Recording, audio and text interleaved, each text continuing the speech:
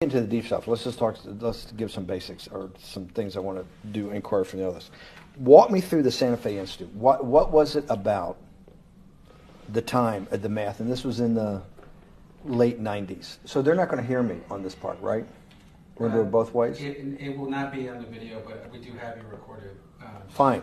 Remember, when you're answering on these questions, I'm not in the shot, and they're never going to hear my voice. So a little bit you got to repeat in your answer, you got to repeat what my question was. Oh, a little bit. Okay.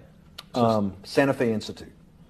Why, when you're at the top of your game on Wall Street, do you decide to finance, which was at the time, or endow, or become the donor or sponsor, however you want to say it, for what was considered the most cutting-edge group of mathematicians in the world? Action. So Santa Fe Institute in the late 80s, early 90s, I was interested, I was on the board of Rockefeller. So that starts, Rockefeller University, formed by John D. Rockefeller to sort of give back to the community. It's east side of Manhattan, except it was old. It was sort of old-fashioned. They were talking about medicine, and medicine by itself was, again, subject to the ideas of science. They were trying to use science to find cures for disease. And I said, no, we need to do something different. We need to start interdisciplinary work. In most... How did a schmuck like you get on the board of Rockefeller? What year was that? I don't remember. Late, I think 89 and 91. So that's one of the most prestigious research places in the world, correct? Yes. Okay, how did a guy like you get on the board of a blue blood, internationally known, hard research, Nobel Prize winners all over the place? How do they pick a guy like you, a trader from, or basically some guy from Bear Stearns? Good question. So I was asked to be on the board of Rockefeller. And I think it was, I was on the board of Rockefeller. There was a money manager who said, Rockefeller needs someone with financial expertise because the university is growing and there's lots of new things. You have to, again, we go back to the original discussion the last time. Up until the mid-'80s or sort of early mid-'70s, the most important thing was your name. If you were Rockefeller, you already were considered to be brilliant. If you were head of General Motors, it was your reputation. It was who you knew, who your family was, what was your character. And then in the mid-'70s, basically, if you remember, you probably had a calculator. It was very advanced in those days to have a Texas Instrument calculator, where it could, by putting in the numbers, it would multiply for you to do square roots. And that was the first, and everyone who had a calculator was already advanced on Wall Street. A simple almost like your accountant. The most important parts of business were really now going to calculations. So it's not only mathematics, but it's things that could be calculated. Reputation couldn't be calculated. I could give you, are you a 10 on a reputation scale, an 8? What does it mean to have a measurement of your reputation? We'll get to that later. But places like Rockefeller needed someone to say, look, we're entering a different world where numbers and the numbers of companies, portfolio management was going to be balanced. It was going to be statistical. Jeffrey, could you come on the board? Potentially sit on the finance committee, Nancy Kissinger and a bunch of other people. And David Rockefeller and I got along very well. He was an unbelievable human being. Respectful to everyone. He introduced his driver as his colleague, not his driver. He would never say, this is my driver. He said, it's my colleague. And David started to explain to me world politics. So David would say, Jeffrey, money is going to be sort of the most important things. People don't understand money. You seem to have this knack for money. I said to David, tell me about your life. What was the worst and the best part of your life? So David said, when I grew up, everyone knew I was a Rockefeller. They didn't know that my father told me he would not leave me a dime. No money. But every time we went out to eat, me and my 5 friends at school, they would leave me the bill. They would expect me to pick up the check because I was a Rockefeller. And he said, I was chairman of Chase Bank. And he said, I remember like it was yesterday, one of the headlines in Time magazine said, David please fire yourself. So he thought that there was a world that existed that would be a combination of both politics and business and leadership. What do I mean? He formed something called the Trilateral Commission. The Trilateral Commission is some spooky stuff. People said it was the Illuminati, there's some mystery about it, people that ran the world. It was politicians, but David said most countries, the politicians get elected for 4 years or 8 years, separate from the royal families in England or in the Middle East. Someone's there for 4 years and then they're not there anymore. The most important people to have stability and consistency would be businessmen. So he formed this Trilateral Commission of businessmen and politicians from 3 major continents. So it was the North Americans, the Europeans, and the Asians. So he said to me, would you like to be on the Trilateral Commission? Now, I was 30 years old, 32 years old. I said, great. And he said, well, you have to fill out this application so they have your bio. And I looked at the list of people, and it was Bill Clinton, former president of the United States, Paul Volcker, every great leader in America, the Asians, the Japanese, and with a very long description of their history. And they asked me to fill in what I would like to have written. And I wrote Jeffrey Epstein, comma, just a good kid, which I thought was funny, nobody else did. So in answer to your question, at that time I recognized around the world that monies and currencies were not really well understood. But again, it was only numbers. So numbers, and I'll get to the fact that it was bad thinking. Numbers are very good. Are most people that you meet, even on Trilateral Commission, when you meet most people, do you find most leaders financially illiterate, economically illiterate? Most political leaders don't come out of a background of finance. Most political leaders come out of a background of being popular. So in some of the countries, in the African countries, for example, they might have been a military person. They were a general. In some of the African countries, they might have been a disc jockey. Or in our country, they would have been an actor. The knowledge of money they don't have expertise, they have no degrees in finance. They really, and this is one of the major problems, their expertise, if they have any financial knowledge, is of their own checking account or bank account and filling in their own taxes. So many world leaders who don't really have a financial underpinning make fundamental errors when it comes to money on a country or institutional level. Let me give you an example. If you, Mr. Bannon, if I said your assets increased last year, you'd say, that sounds pretty good. And I said, what does that mean to you? You'd say, well, I have more money. I guess I'm wealthier. I'd say yes. And if your debt increased, would you feel wealthier or poorer? You'd say, well, I don't want to have increased debt. I don't like the idea of that sound, increased debt. Now, that and world leaders understand when their assets go up, they feel better. However, institutions like banks, things that people don't really understand are financial underpinnings of banks. When I say your bank, Mr. Bannon, you have the Bannon Bank, you doubled your assets. Sounds good, but what does it really mean? It means people owe you more money. You don't have any more money.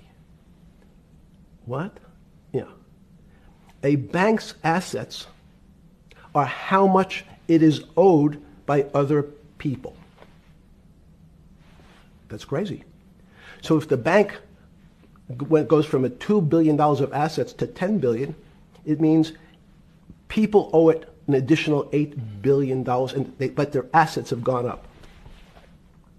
So the terminology of assets and liabilities is different for banks. It's not natural. And what most people, and you ask questions about world leaders, there's many people, I think your old boss Mercer understood, there's a fundamental part of money which is called fractionalized banking. And fractionalized banking is something that finance people understand, and the people on the street, and when I say people on the street, that's where I was when I started on Wall Street, would find it impossible to believe. Impossible. Why?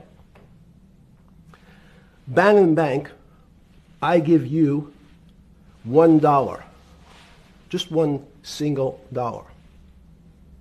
In our system of banking, I would say, okay, Steve, I gave you $1. How much could you lend out to your friends?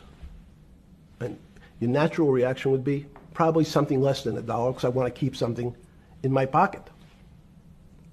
The way our system works is if you as a bank are holding my dollar, you can lend out an additional $8 or $9. No, it's impossible. I only have $1, Jeffrey. We have something called fractionalized reserves, which is if you have 1, you can lend out 9. That's the way our system works. And so not only do world leaders not understand banking, but the man on the street, my father who worked in the park department, it would be beyond his imagination that people could lend out more money than they actually had in their pocket. Next question. But how did this, in understanding that, when you get on something like the Trilateral Commission, you're on the board at Rockefeller, which is the most advanced research. You get brought into the Trilateral, which is the elite of the elite. How, since you're only at that time 30-something years old.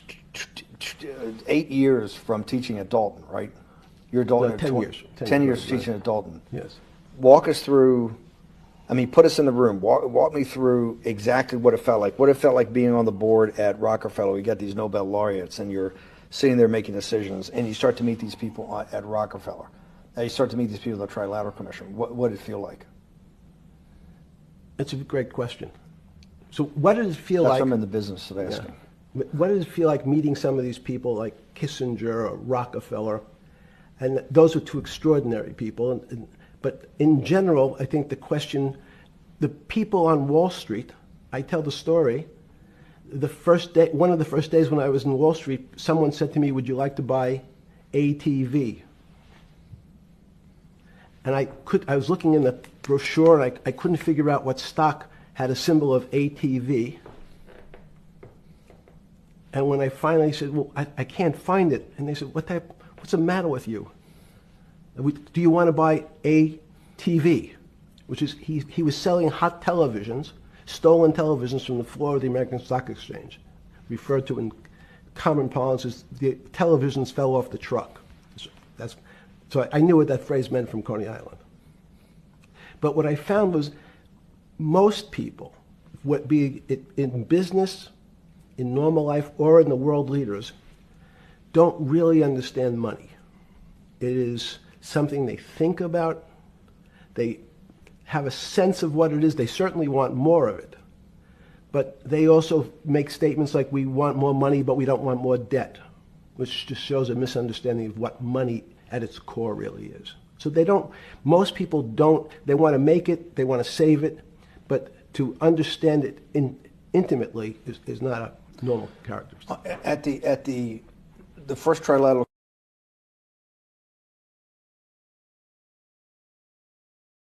or something?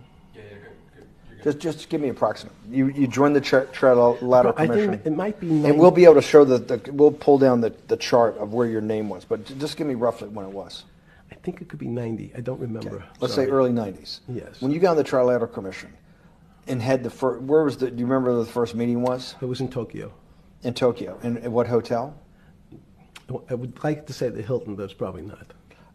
And it's a 3-day, 4-day? Give me some 3-day event, and walk me through the whole thing. Speeches. It starts with a dinner. Just walk me through it. It was boring. You couldn't possibly think it was boring. It's It bullshit. was boring. You had to be stars in your eyes. No. Did you fly over privately? Yes, but it wasn't my plane. So it didn't count? No. You fly over. Yes. And it was who were the first? Like when you first met those leaders, you had to be wowed. No. You're 10 years out of Coney Island. No, I'm not wowed by people of position. I'm wowed by people of great ideas. And I don't care if it's the bus driver.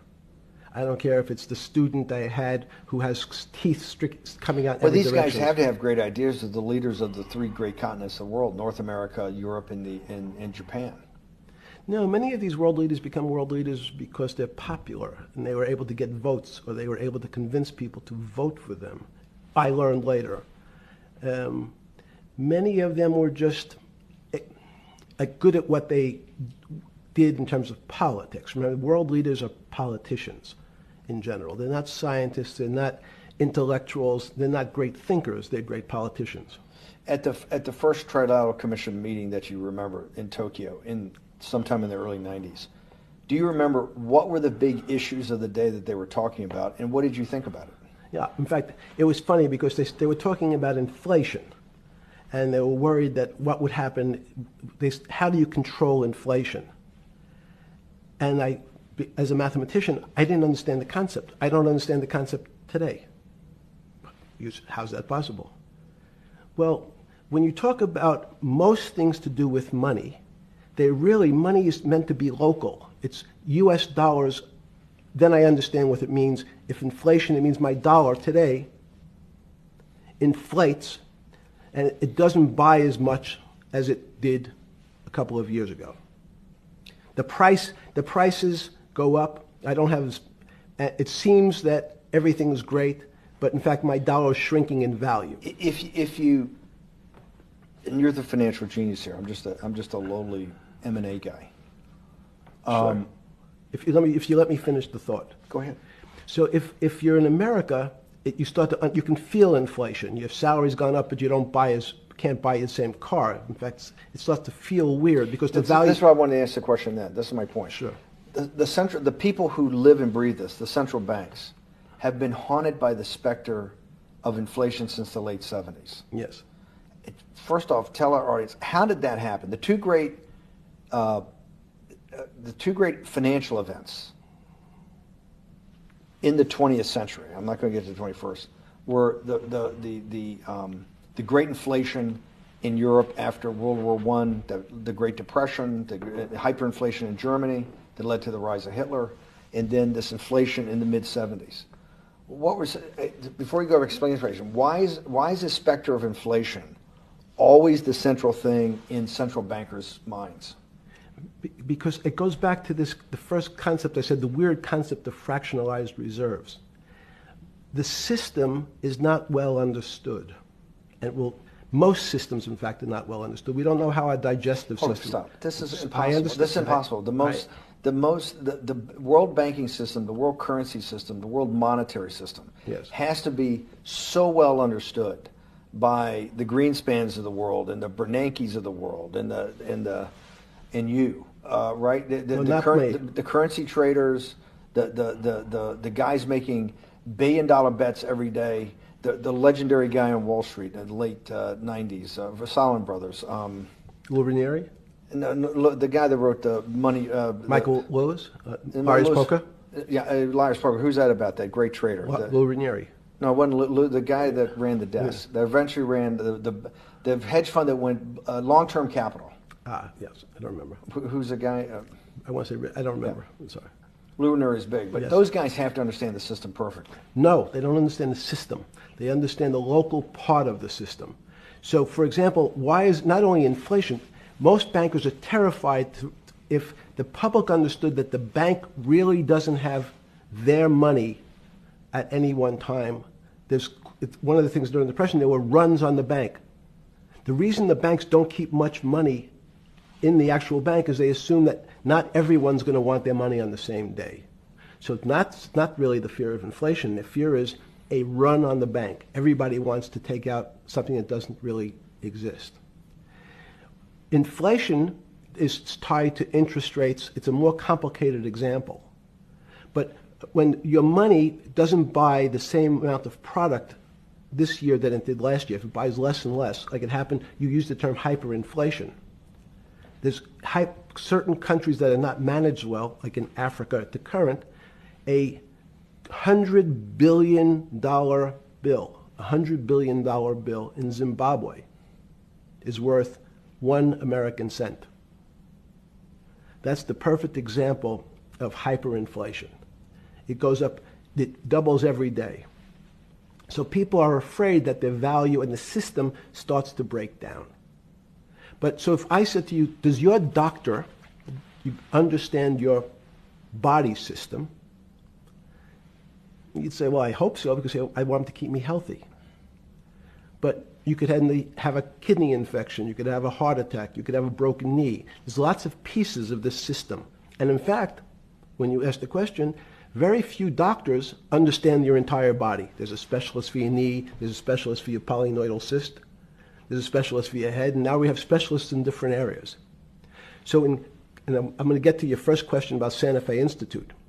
The world economy and your body are both comprised of little systems interacting with each other and making one big system. This is what's stunning for all the little guys out there, the populist movement, the little guys that haven't had a pay raise in 30 years. They think that these elites, have everything. The guys in the room making the decisions, the party at Davos guys. You're sitting there, you don't think many people today really understand the complexity and really all the moving pieces and how they interconnect to the world's financial system. No, not only don't they understand the complexity, and that goes back to Santa Fe Institute was an attempt of trying to see if there was a way to mathematize, formularize, or algorithmically understand what the term complexity means. That goes back to the original question. Complex systems are complex by definition. But there's not necessarily, it's not one level of complexity. We might say, well, our fingers are complex, the movements, the muscles of our hands, but it's not as complex as the blood system. Now I have a circulatory system. I have systems on top of systems, so that there's no one group of or person that really understands the way the body works. There's no one group that understands the way the financial systems work. You might understand U.S. bond market. Now, you've asked about the trade of long-term capital. That was a bond fund, very small part of this very complex system. So the goal of the Santa Fe Institute was to see, is there a way to get in, somehow understand how complex systems interact? Fast forward, Steve, to today, where Google and these other engine companies, the other tech companies, are trying to build artificial intelligence.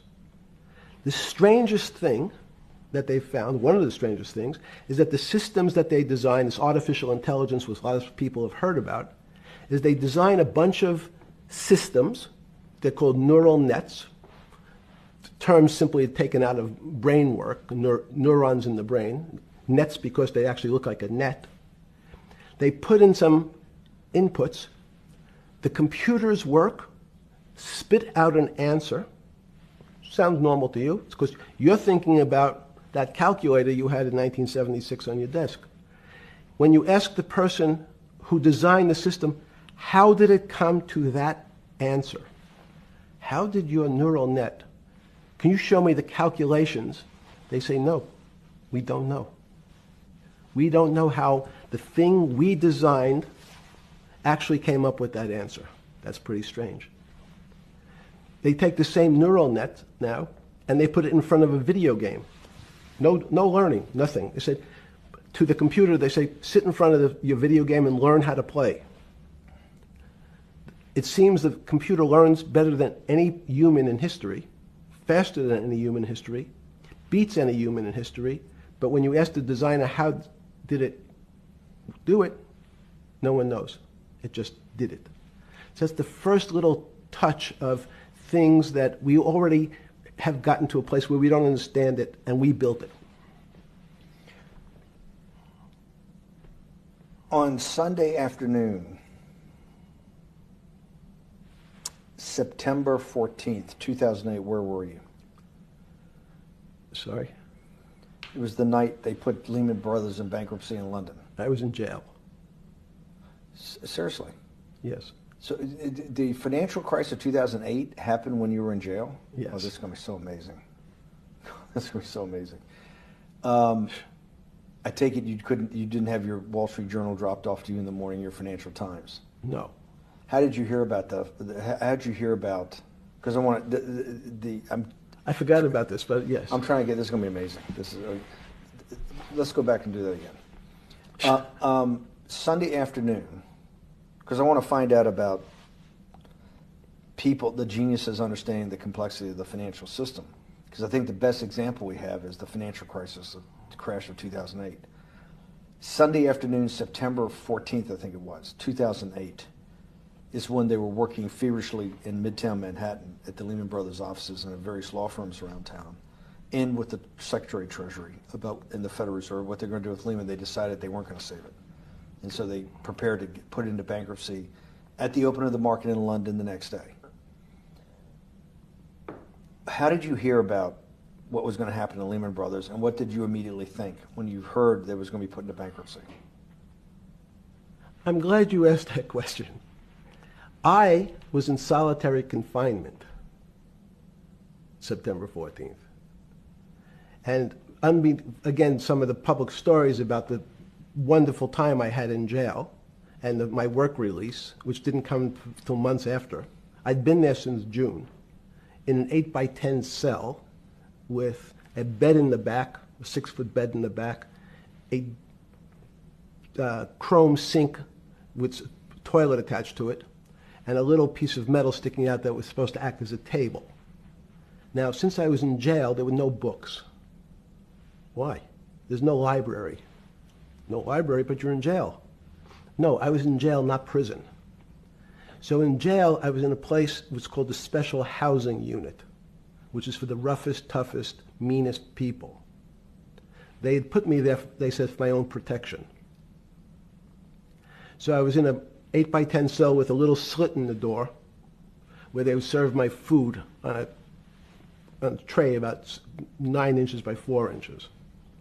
And then as soon as I finished eating, they would take the tray and close it down. And one of the guards said, do you understand there's Wall Street's crashing. I'm worried about my pension fund. What should I do? And I said, sorry, Wall Street's crashing? What's happened?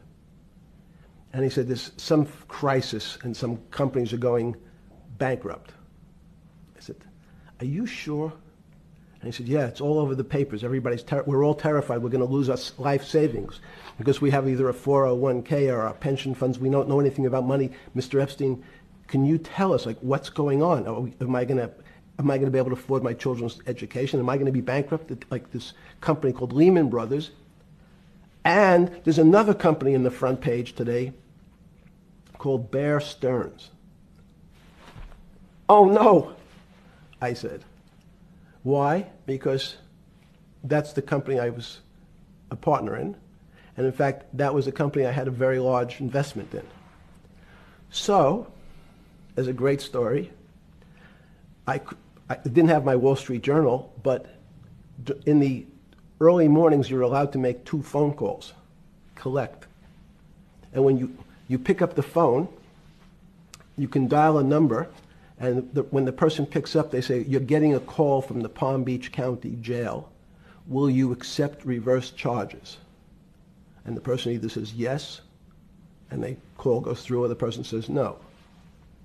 The person I had called was Jimmy Kane, the president of Bear Stearns.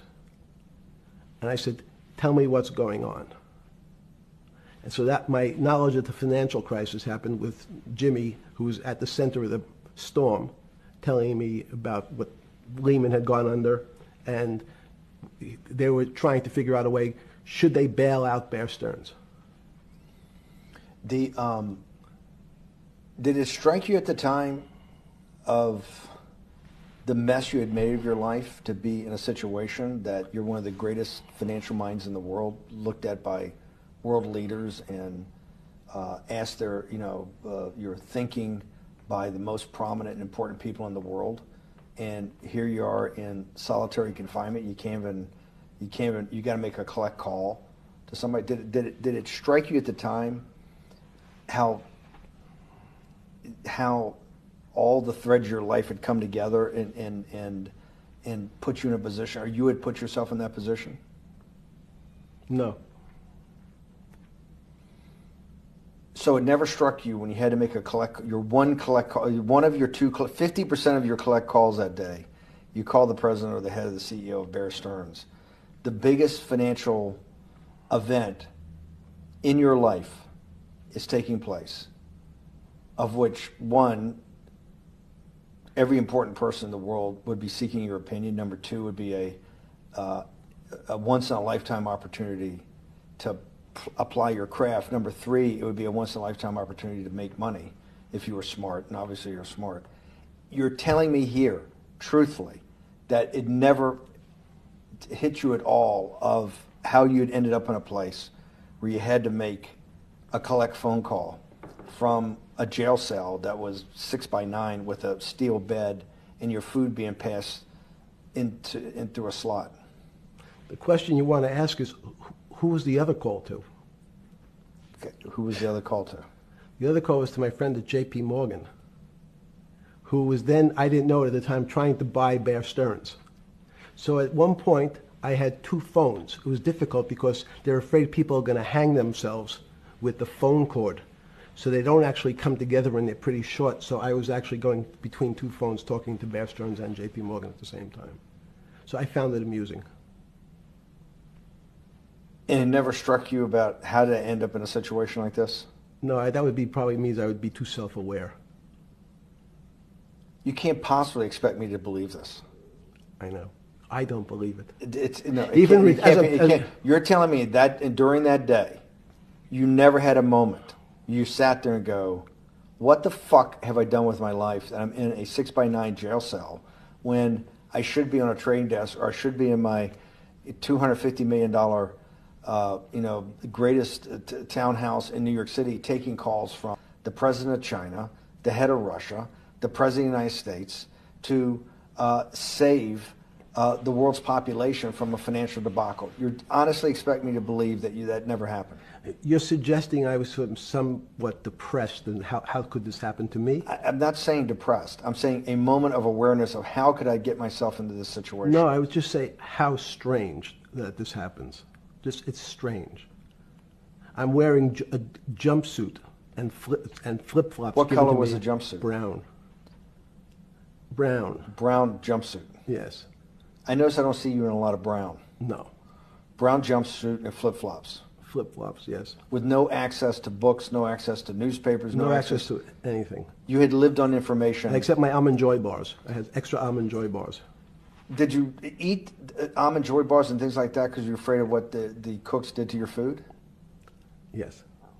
Is that because of that you were in for the crimes that you were in for? No, it was just in fact, I was. Is it because you're wealthy? Yes. How did you know that? Well, people would constantly come if I was passing by or have to go for my medical. People would either ask to borrow money or make some other types of comments about. In the beginning, what were the comments? At the beginning, what were the comments? It serves you fucking rich guys right that you're here next to me. There was nothing about your crimes. No. So all this rumor you hear all the time about people in prison that commit the type of crimes you commit, you're saying in your personal thing is not true. No. It was all because you were rich. Yes. And it was all because they wanted to borrow money. Or get advice. Yes. Where they get advice to go long. Yes. You're telling me is this time to buy? You're telling me in solitary confinement they're interested in going long. Yeah. They want to know what does that say about human nature? Well, what I think the people find, one of the reasons they wanted to keep me in solitary confinement was they're afraid that everybody would want to know which stocks to buy. But what happened was, after this crisis, now it's on the front page of every newspaper. I don't want to lose this day. Sorry. When you first heard that, was it Bear Stearns had been kicked into bankruptcy, 6 months before? No, this is the same time. This is part of the same deal. I thought, no. Bear Stearns, they saved Bear Stearns and didn't save Lehman Brothers. That's right. it. 6 months before they had bailed out Bear Stearns. But Bear Stearns was still a zombie, A shell of its former a self. former self. But they had, quote unquote, saved it. They admit. Why did they make the decision in your mind? Why did Hank Paulson in Bernanke, what's this concept of moral hazard? Explain to the audience what moral hazard is, and why did they save Bear Stearns 6 months before, and why did the smartest guys in the room decide not to save Lehman Brothers? It's a good question. The real issue is I'd have to go back when you have these systems to the way your doctor responds to any type of emergency in your body. If they might decide to save your kidneys and let your gallbladder go because the gallbladder is less important to your overall system. If at that time, even it's not that long ago, the boogeyman was when said, well, what really happened? Jeffrey, what really happened? What is this financial crisis? And, some of the progressives and the right wing blame it on the banks. It was the banks' fault. And it's the fault of this very esoteric, unknown concept of derivatives. It was really the derivatives that caused this financial crisis because the derivatives got somehow out of control and in the Mickey Mouse. And that was the way you started your road to a billionaire went right through derivatives. Yes. But derivatives were not the cause. Derivatives were not the cause at all. It's like saying your hair was the cause of your heart attack because it was on top of your head. So what was the down. cause? There isn't, let me say, there's no one specific cause. These are system collapses. So many times when they have to make your death certificate, when you say, well, what did he die from? They'll say heart failure. But if you say, what was the cause of his heart failure? Well, he had low blood pressure, his sugar was high, he was diabetic, he had all these other problems. But they say, no, we need a word on your death certificate. Did he die from brain damage? Did he die from heart failure? That's the financial crisis. Many people said, well, what caused it? They wrote, like on its death certificate, derivatives.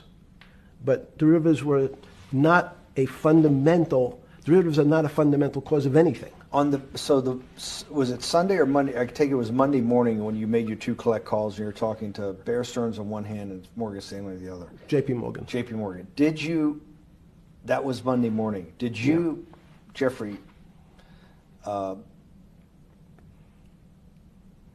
being one of the financial geniuses in the world, did you understand what Lehman Brothers is going into bankruptcy, the domino effect, that by Thursday the financial system would be under such extremis that if it didn't have $1 trillion cash infusion in the United States, it might collapse? Did you know that at the time? Did you view that at the time? Yes. You did? Yeah. Why? Again, I don't want to bore you or the audience with the idea of it's a medical procedure, but you had system failures. So you'd recognize that if I said to you, did you realize when your father was on the ground and he was clutching his chest and he couldn't breathe, it was a bad situation, he could die. That's how I saw it. Did you immediately think about the commercial paper market? I mean, the mechanical triggers that actually you had to blow through these circuit boards. Did you know the circuits? Did you understand the circuits? Or did you have a concept of the circuits that were going to get blown through? Yes, but only because of an analogy to a body. And in fact, from my telephones against the wall with my little metal wires, because the next day I talked to another person in Washington about the issues of what I thought was happening, and I made the same discussion about the... They were at the Treasury Department? Yes. So in a 6x9 cell in... The phones were outside the cell. In Palm Beach County, California? West Palm Beach, Florida. West Palm Beach, Florida. This was your juice diet. West Palm Beach, Florida. West Palm Beach, Florida. West Palm Beach, Florida. You're making a call to Washington, D.C. to talk to some deputy secretary of Treasury. Someone in Treasury. Right. Someone in Treasury. Right. And that does not, the night before you go to bed, it doesn't dawn on you at all. You never have a moment of self-reflection that, how did I end up on this metal cot when I should be at the center of things? No, I had a telephone. So I said, I can talk to, it makes no difference where I am, in fact. I'm still talking to the same person if I was at my home in Palm Beach. But I'm the here in difference is you're jail. home in Palm Beach. I can dial my That's a own phone. That's bullshit. No, but you can also make 1,000 phone calls. Here you got to make one, and he's got to take. Think the how much charges. better that was. I had to decide who was the right person to call. That was unusual for me, because I would have called 20 people And before. what was the advice you gave him? I said, you have a sick patient, and it's very much like a sick patient in the emergency room. You can't think about it like your car. People in normal walks of life think about money and things as a machine. And unfortunately, so if your car breaks, cars are always easy to fix. My jets, my cars, if it breaks, I know it can be fixed because it simply follows the same pattern. If this part breaks, you replace the part and the thing works again. People and the financial system are not machines. They can't be fixed the same way. You can't simply take out put some more juice into the commercial paper market, and that's like replacing the carburetor on the car. It's much more, I have a patient who can't breathe, has a stomach problem, can't see, looks bleeding at the same time. What do I do first? I have to think about it as a system. Where's the most logical place? What's the most dangerous place? If your heart stopped, we have to start your heart again. In the equivalent to the money market, why do I have to start your heart again? I need to get your blood flowing. If your blood stops, you're dead. If liquidity, which is the equivalent of blood in the financial system, dries up. Once liquidity is basically cash, putting cash into the Forget system. about what it is. Okay. Liquidity is liquidity. It allows the system, it's the blood of the system. You need to pump blood hard into the body of the economy to keep it flowing. And if you're, especially when you're worried about someone dying, you're not going to be worried about the niceties of, well, you got the shirt dirty and there was some damage. Pump in that blood, keep that heart When you pumping talked to the person in Treasury on Tuesday, the 16th, did you get a feeling as you were sitting in your 6x9 jail cell in West Palm Beach, Florida, that they were on top of things? No, you can't. It's impossible to be on top of things. There's no such thing. It's, again, the doctor watching the patient die. You hopefully have some confidence that he's seen it before.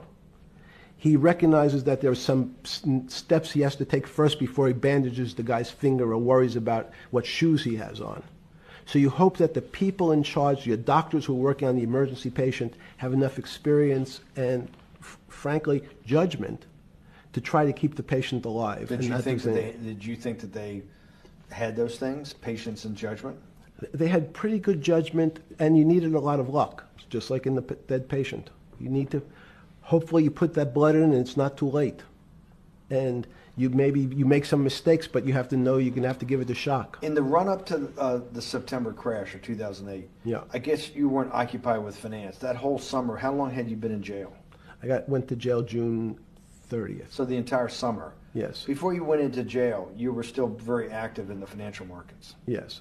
When you say active, you trade currencies every day, you trade stocks every day. When people, I don't do any. someone like you, or you give advice to people to trade stocks or trade currencies. I don't trade every day. I think that's, like Woody Allen said, you can't beat the bank. So I try to pick my spots. George Soros picked his spot when the pound collapsed. This would have been a great money-making opportunity that passed me by when I was in jail, but that's not how I think. In the run-up to that, in the spring of 2008, that's when Bear Stearns got in problems, I think, in the spring of 2008, and they decided to bail it out. Did the Bear Stearns guys talk to you for advice at that time when the big crisis in Bear Stearns? No, but see, again, unbeknownst to most people, and it's easy to blame people for the financial crisis, like you'd blame someone for giving your father the drink before he had his heart attack. But what really happened, the real enemy of the finance system was Bill Clinton. And if you ask me what and who caused the financial crisis, I would tell you it was Bill Clinton.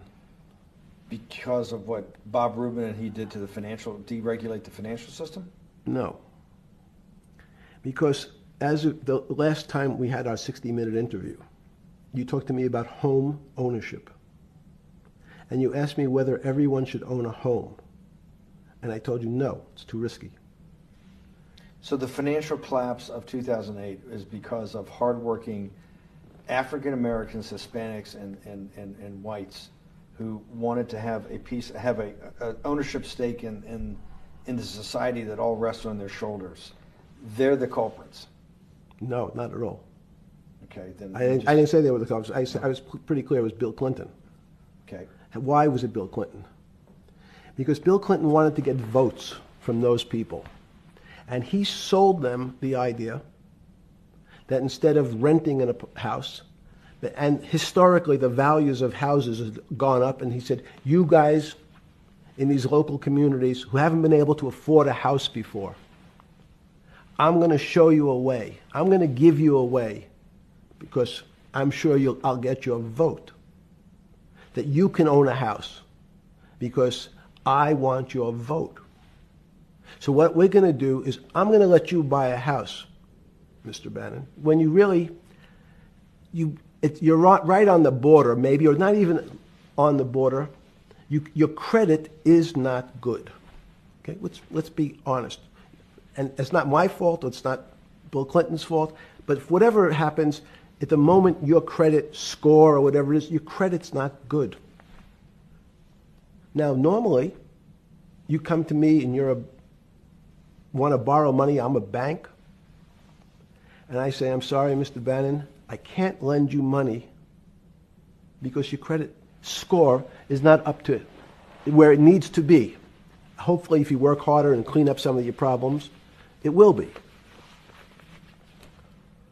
But no, what I say to you is, I'm going to figure out a way to lend you, not give you. I'm going to lend you money anyway, though you don't have a good credit score. And don't worry, I'm going to get rid of the term that you don't have bad credit. Bad credit sounds pejorative. You don't want to be a person. Sounds judgmental. Yes, sounds judgmental. So what we're going to do is we're going to call your credit situation subprime. Oh, nobody knows what that means. Subprime. That means prime is good credit. Subprime is not good credit, less than good credit. So we'll call it something that people really won't follow, and we'll tell you what. We're going to have people lend you money, though you are a subprime borrower, and I will figure out some government agencies to guarantee your loan, though I don't think you're a good risk. So the banks say, no, no, no.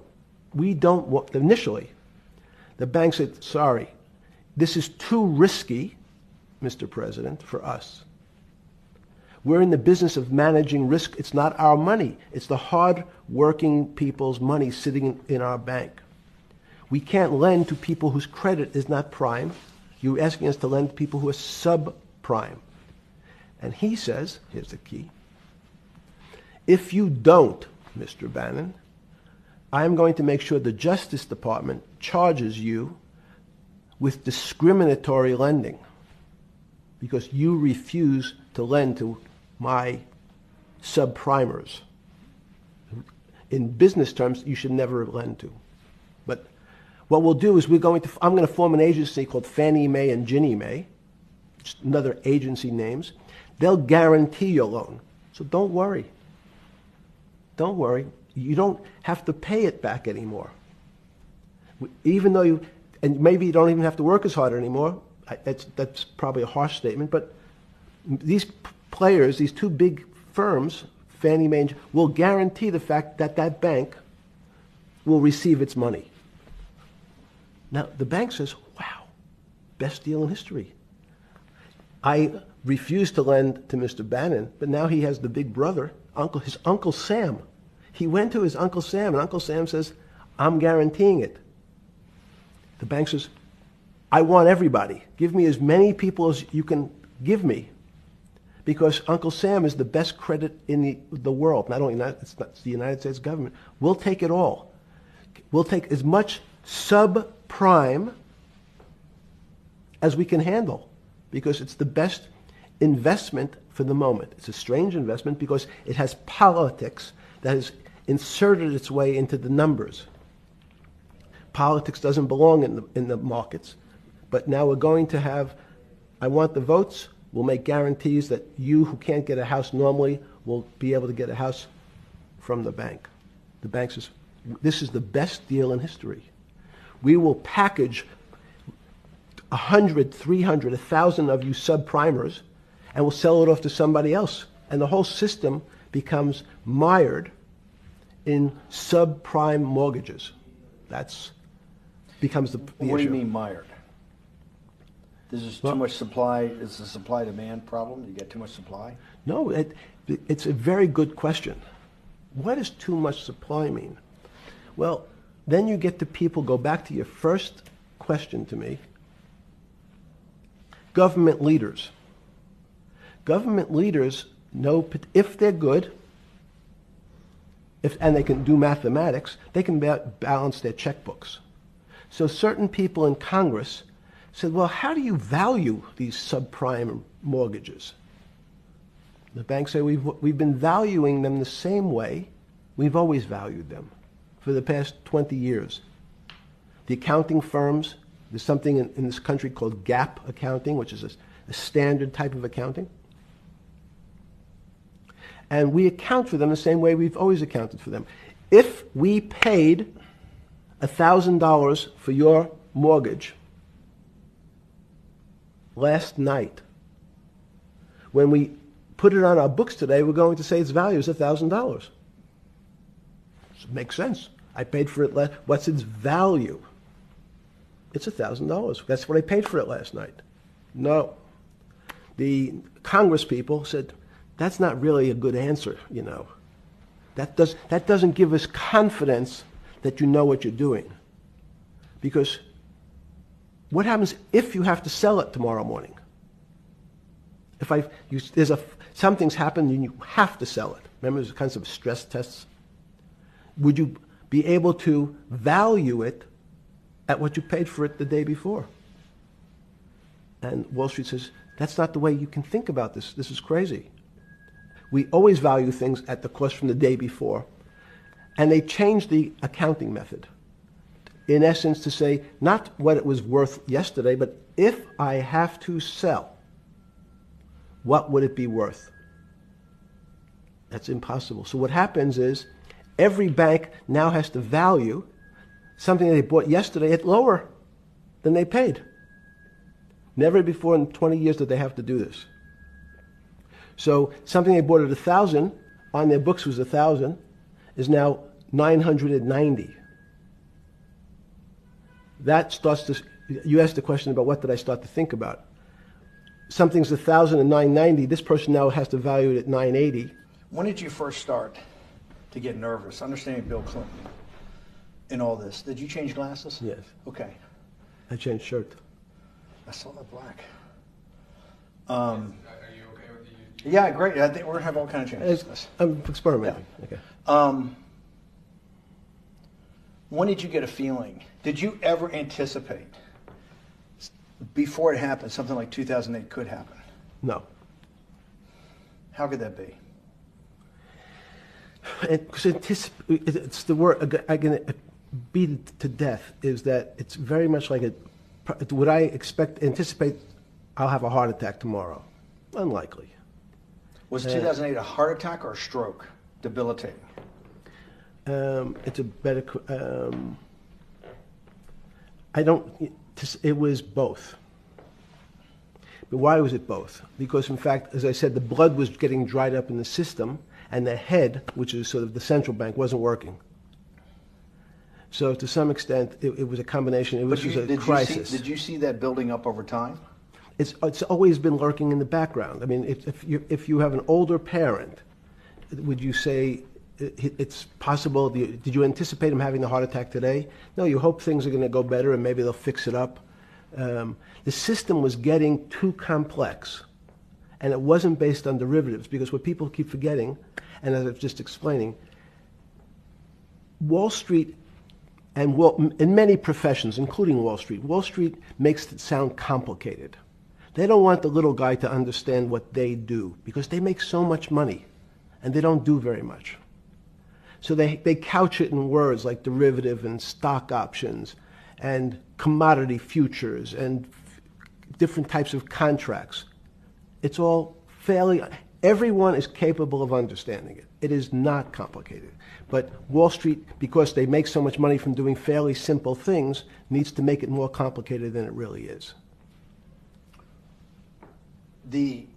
We had a very big recession in the early 90s based upon real estate and Japan basically imploding. Let's again, Okay. you had a recession in the 90s. I don't know what it's based upon.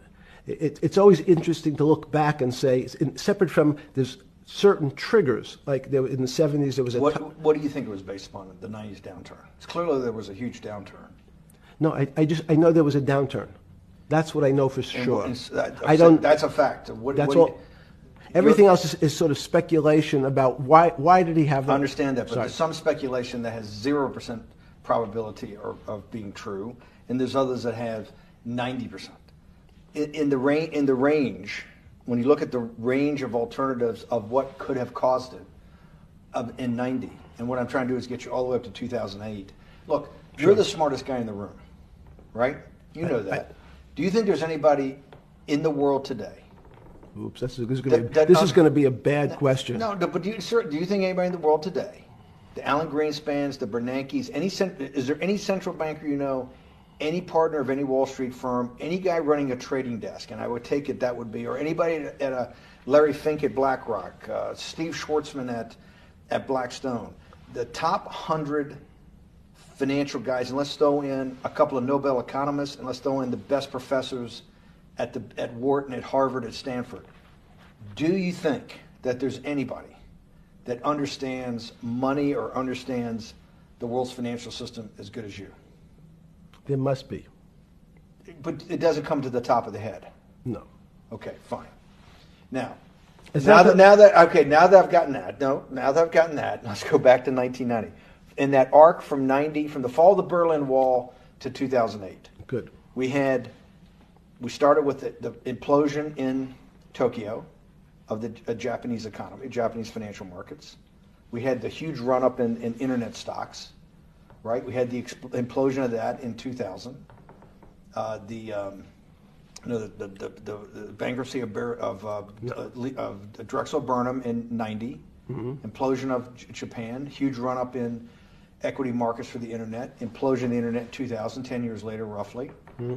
And then this run-up through the Iraq War and all that, the run-up to 2008. Every 10 years, it seems like, we're in some sort of 10 years before the 1990s was the 70s. You sound like an astrologer. Okay. And not a financial person. You're supposed to be a mathematician. It just seems to me a pattern of every 10 years. That's misleading. That's exactly right. Because people like to see patterns. People like to see patterns where there are none. So a pattern of a financial crisis every 10 years is just in my mind. Yes. Long-term capital that had to be bailed out back in the late 90s when everybody panicked. And that wasn't that bailout today would look small, and it was $5 billion or was $30 billion. Businesses fail all the time. But long-term capital, the Federal Reserve stepped in. But I'm saying people go bad. Things go bad all the time. Yes, you're correct. The audience is watching this, the little guys, they go bankrupt all the time and nobody gives a shit. You know why? They're a little guy. But when long-term capital management goes bankrupt, or Bear Stearns goes bankrupt, or Lehman Brothers goes bankrupt, people care because it's an unfair characterization. Why do you say that? Because again, it's the complexity of the situation. If you think about you have a complex system. You have your body. Now, in fact, the little guy is my finger. This is. And Bear Stearns is your heart. That's correct. The banking system is my heart. The system, I can't risk my because remember, it's not only my. You haven't been able to name. Hang on. You haven't. Hang on. No, hang on. I was trying to hang. I wanted to see if the hang on worked. No. You haven't been able. You're not good enough yet. You're like junior wizard trying to do it.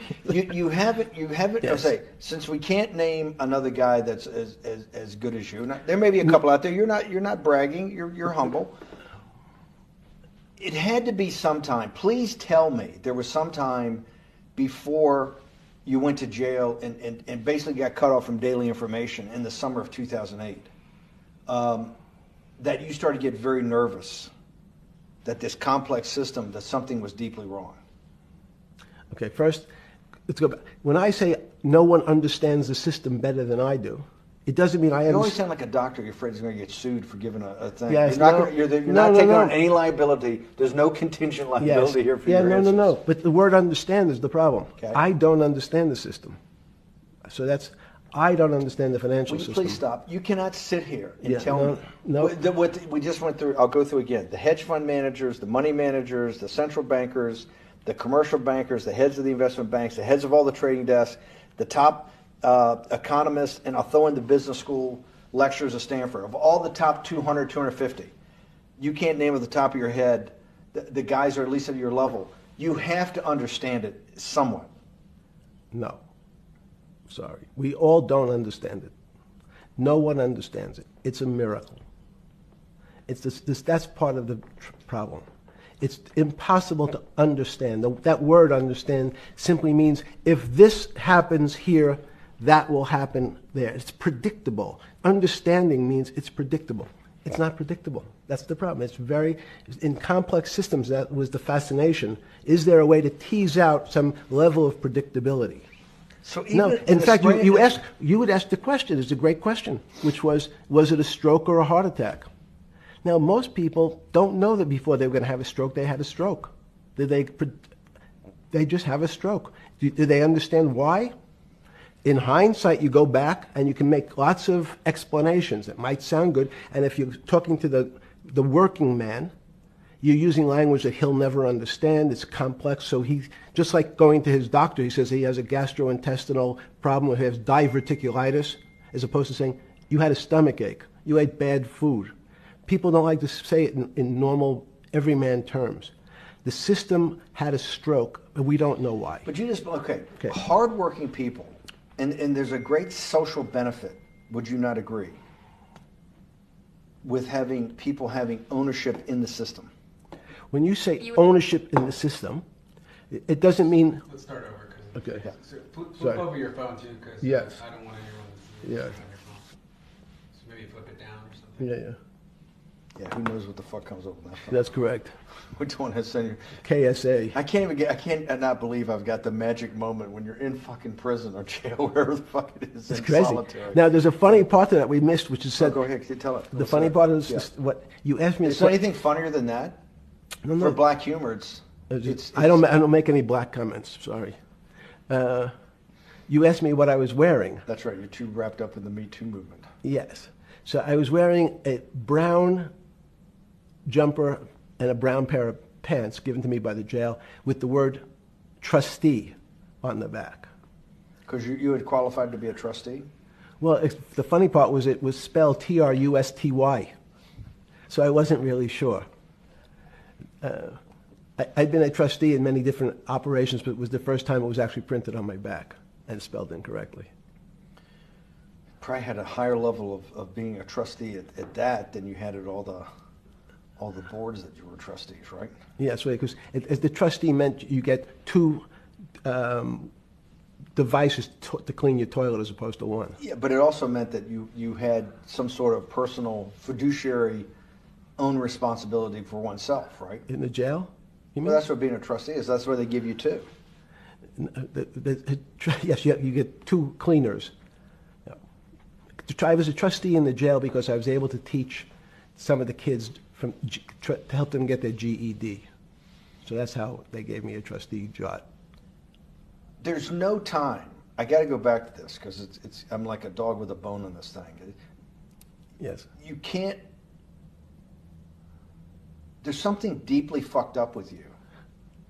At least something. Well, we know there are things deeply fucked up with this. You will get through in this film, Right. but you cannot possibly sit there knowing that you came from nowhere, knowing that you went to the very top of what is considered outside of science and maybe physics, the thing people most admire because it's like alchemy, understanding high finance. To sit there in what will be the defining financial crisis of our time, like Black Friday or Black Yes. Monday, whatever it was, in the Great Depression, and be there at that exact moment, triggered in part by a firm that you used to be a partner in and knew intimately well, and it created much of your initial net worth because of, and know that you couldn't, someone who lives on a phone, right? Yes. Because you do live on a phone, right? Correct. You had to make just 2 collect calls. You cannot tell me sometime during that day you did not have that conversation with yourself of how the fuck did I do this to myself to put myself in West Palm Beach in a 6x9 cell with a metal fucking bed with a brown shirt that said trustee spelled wrong. So did I find it amazing that I was there? That's a Not better- amazing, and I don't want to say it was not funny. Oh, I thought it was. I wasn't funny. Right. But not I- amazing. no, it was incredible. Incredible in what way? This- Incredible, like how do I do this to myself? No. It's as incredible as me sitting here in this house. They're both just 2 sides of the coin. That's how I think about it. That my life today is incredible. Do you consider yourself a stoic? No. I consider myself a hermit. Stoics are not very happy. Being a hermit then, being in that 6x9 cell, being in the cell qua the cell was not the problem, right? Correct. What was the problem? Eating the almond joy bars. Because you couldn't eat the food. No, right. But remember, my life is. Did that ever strike you that I can't eat the food because somebody might have done something to it? I gotta live off an almond joy bar, 1 a day or 2 a day or whatever. How many ever sneak in a day? No sneaking in. Your 1 almond joy bar, it did not hit you at some time? How the fuck did I do this? No. Let's go back to the spring of 2008. Were you so wrapped up in your personal issues at the time you were not spending enough time on the financial markets, or were you deeply involved in the financial markets like you normally were? No, I was involved. So we're saying that the smartest guy in the room didn't see it coming. No, of course The not. bankruptcy of Bear Stearns, you just thought was a Bear Stearns problem. You didn't see it as systemic. I know you keep harping on it, but it's not. Because you're a mathematician and understands systems. It Seems that anybody that understands that they had a systemic problem, you at least be the first on the early search radar.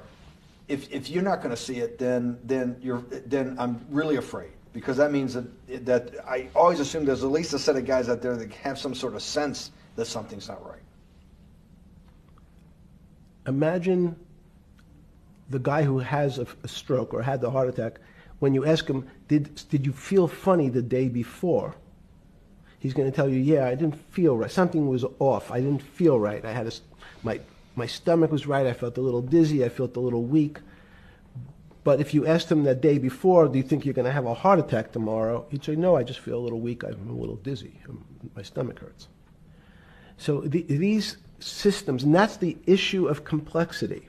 What complexity says is that, in fact, everything seems to go along, and people have seen it. One of the great examples of complex systems is sand dunes. In fact, the sand keeps building up. People have seen some, and all of a sudden, one more sand drop, and all the sand starts running down the hills. That's the way I see the financial markets. When you funded Santa Fe in the early 90s or late 80s? I believe it was early 90s. I can get back to you. But early 90s, Santa Fe was funded for the study of complexity theory. It was studied with math. So let's back up. So why did I buy a ranch in New Mexico in 1993? So that gives you some sense. So I would have funded it in 1990. Los Alamos, which was the high energy lab up in New Mexico, was losing all its scientists. And Los Alamos, it was where Oppenheimer and where a lot of the nuclear weapons program, the bomb. That's where the Manhattan Project. Manhattan Project was Yes, as Los Alamos, and you bought your property out in New Mexico to be near that? Yes, because the scientists were going to be, they cut the funding for high energy physics.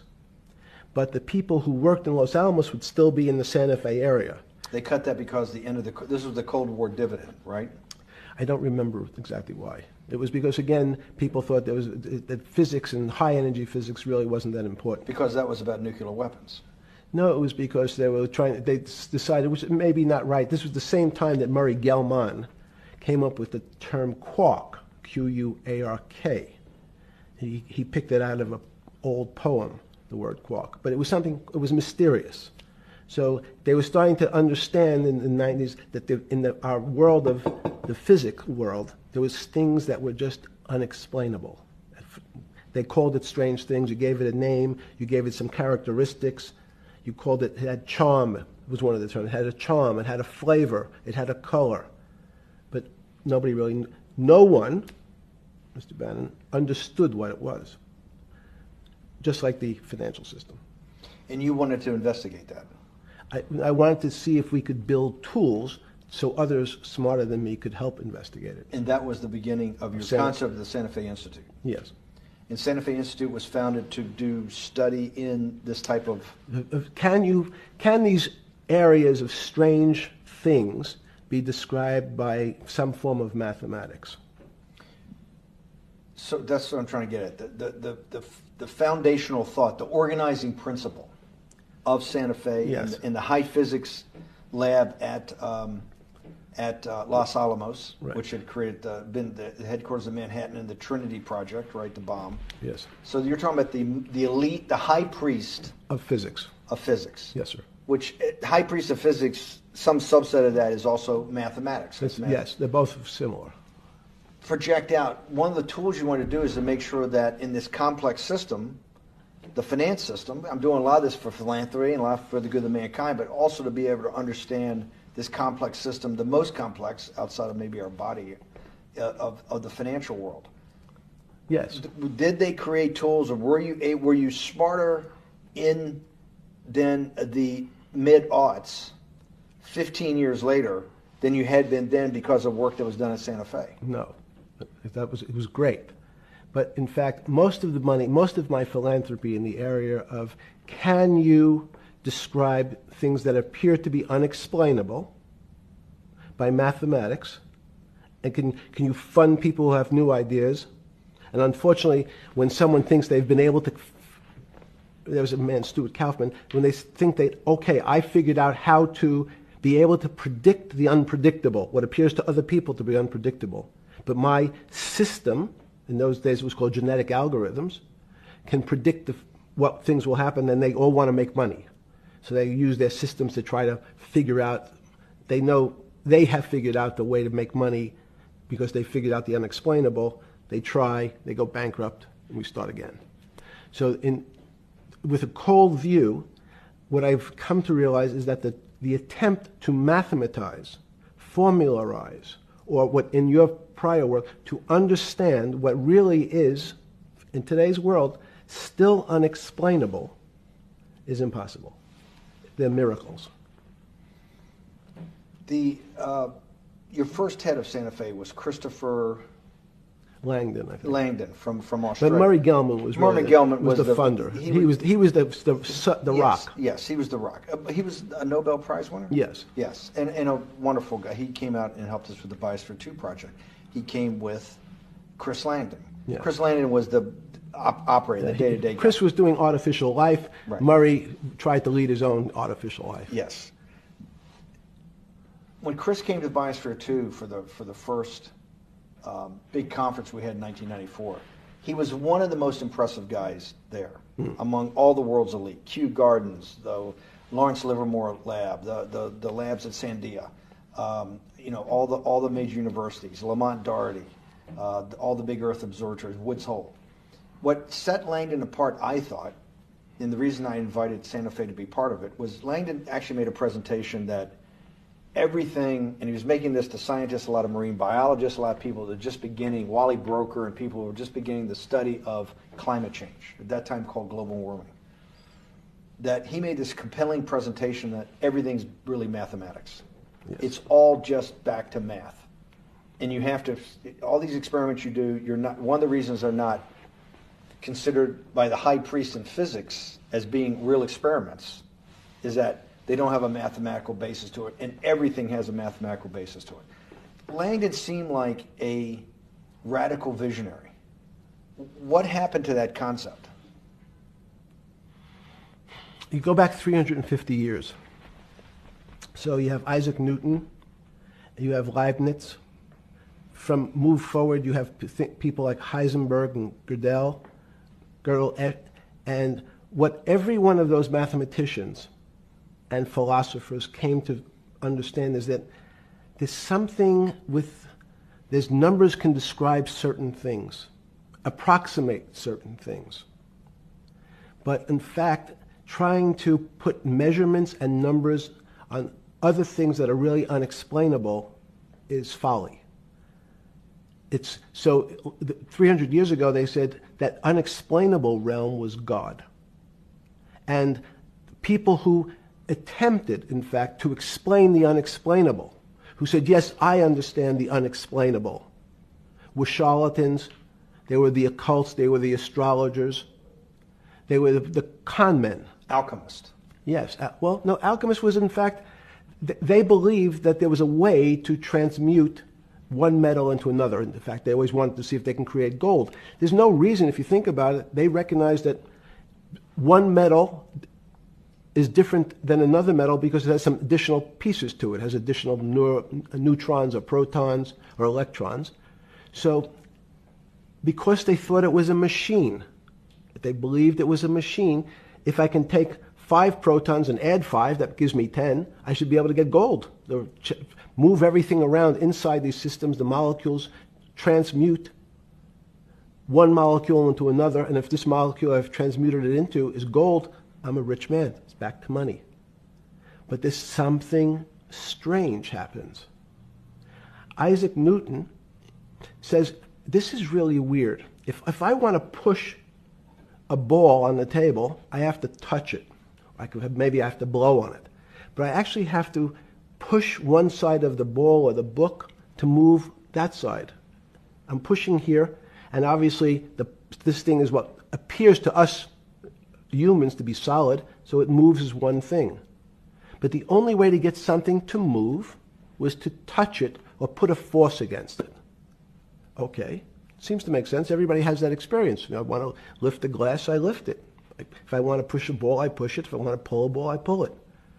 But he recognized when the ball fell off the table,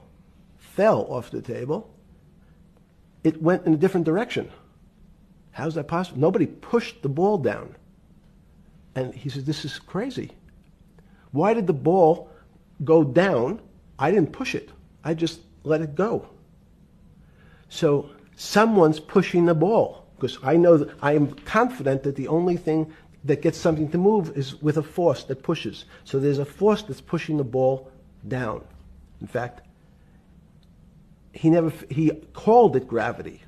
He measured how fast it was pulled, but never was able to explain why it happened. How is it? What is gravity? It's this. Everybody says, well, why did the ball fall to the ground? Because gravity took it. But what's gravity? That's, as Feynman would say, that's the name of the thing. We have no idea what it is. This goes to Santa Fe. They were trying to explain the unexplainable. Can we measure? Can we figure out a way to predict the stock markets using these types of chaos complexity? Before we get there, let's walk back through it. Let's go back to Newton. Sure. Pre-Newton and then Newton. What did Newton solve that for millennia up to Newton had not been solved? And then I want to go forward all the way to Santa Fe, what they were trying to solve. Let's start with just 2 or 3 of the basic guys, but let's go with Newton. What pre-Newton, it was what? And then why is Newton such a genius? In such a in the, I think mathematically they told me one time, I've seen there's been 115 billion people roughly that have lived on the earth.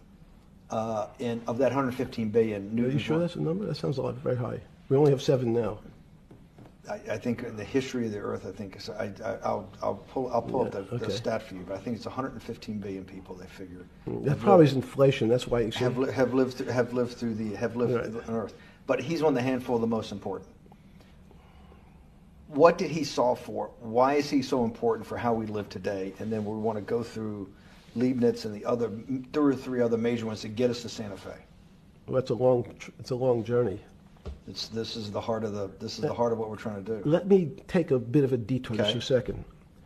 What if you went to high school and the last year in your high school, you took calculus? So Isaac Newton sort of invents calculus. Well, that sounds invents. Mathematicians.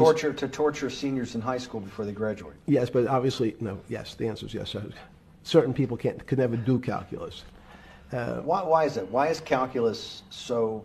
Why is that the dividing line between, to me, people who can handle that and can go on to do certain things, and people just hit the wall, even if they know math? It seems to me that there's that calculus is the thing that changes. It bridges. That's because it's about the theory of change and the theory of how things change. It's a great question. But in fact, what calculus does is it's somewhat philosophical. That's why mathematics is Newton wasn't a mathematician, he was called a geometer. That's what they used to call themselves. They understood geometry and numbers. But there's an old conundrum where it says, during Pythagoras' days, Zeno's paradox it's called, where they said, well, if the wall is 2 feet away from me, and I take one step that's halfway to the wall, that'll be 1 foot away. And if I take another step that's half again, that'll be half a foot away, and then a quarter of a foot. I could walk forever but never touch the wall. Doesn't sound realistic, doesn't make any sense in our real lives of the physical. But what Newton understood is many problems were like that. Many things approached the wall, or in calculus, approached the limit, but never really reached it. So he said, it's okay, you don't have to reach it. We can do lots of the mathematics as if it was so close it was almost there. And we could do lots of mathematics almost being at the limit. And this is really important, Steve, for today. Because most of the science up until today was things that are starting to approach the limit. You were taught in high school that if you had 1 divided by 0, if you remember your high school algebra, you were told, what's the answer to that? Is there an answer to 1 divided by 0? No, if you were in high school, I'd say, stay away from it. It's the boogeyman. You could write it down as it's undefined. It's not able to be determined. There's a bunch of things. But in fact, 1 divided by 0 is a strange things happen. It's a world of the strange. And what I'll explain to you after is that when you get 1 divided by 0, you get into a world we don't know what happens. The answer is it's not explainable. We can call it things like undetermined. We can have a convention to say it's X, Y, or Z. But in real life, we don't know what happens when you are actually at the limit. So Newton thought the same concept, is that the limits were God. You got close to God, but you could never be God. He had this sort of religious interpretation. Okay, I want to go back to Newton. Why is Newton such a big dividing line in mankind's history? What is it about Newton? What is it about what he's trying to solve? What did they not know beforehand? And because we live to a degree in a Newtonian universe, although I realized later subparticle atomic physics, but at least for a while it was Newtonian. So what's the dividing line? Why is he so important? Why is he an inflection point in mankind's movement from the swamp to the stars? It's a great question.